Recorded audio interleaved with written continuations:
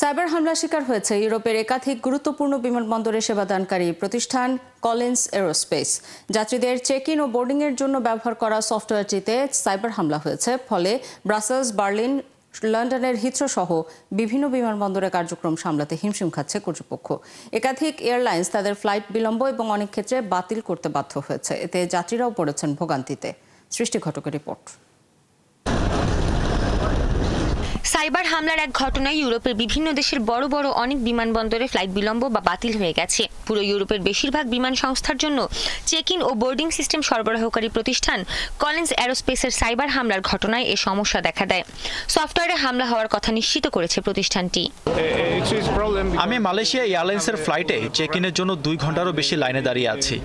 স্টাফরা এখন হাতে কলমে ব্যাগ ট্যাগ করছে ও ফোনে যাত্রী চেক করছে। ম্যানুয়ালি কাজ করতে তাদের অনেক সময় লাগছে। ফোনে ডাউনলোড করা বোর্ডিং পাসও গেটগুলোতে কাজ করছে না এবং যাত্রীদের আবার চেক ইন ডেস্কে পাঠানো হচ্ছে। এক বিবৃতিতে কলিন্স কর্তৃপক্ষ জানায়, এখন পর্যন্ত হামলার প্রভাব সীমিত। ম্যানুয়াল কার্যক্রমের মাধ্যমে পরিস্থিতি সামাল দেওয়ার চেষ্টা চলছে। যত দ্রুত সম্ভব সেবা স্বাভাবিক করার চেষ্টাও করছেন বলে জানিয়েছেন তারা। লন্ডনের হিথ্রো বিমানবন্দর কর্তৃপক্ষ বিলম্বের বিষয়ে সতর্ক করে এক বিবৃতি দিয়েছে।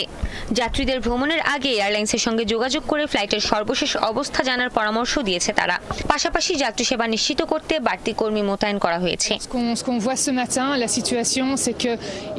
ব্রাসেলস বিমানবন্দর কর্তৃপক্ষ জানায়, শুক্রবার রাতে হামলার পর শনিবার সকালেই অন্তত 4টি ফ্লাইট বাতিল করা হয়েছে।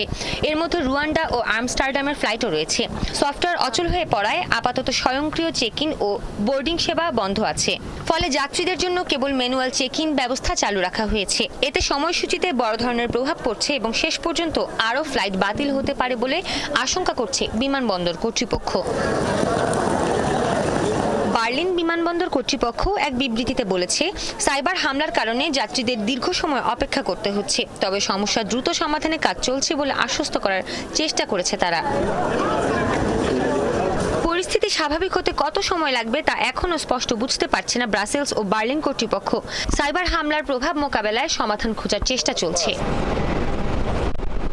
ইউরোপের সব বড় বিমানবন্দর অবশ্য এই হামলায় ক্ষতিগ্রস্ত হয়নি। ফ্র্যাঙ্কফুর্ট, হামবার্গ ও জুরিখ বিমানবন্দরে ফ্লাইট এখন পর্যন্ত স্বাভাবিক আছে।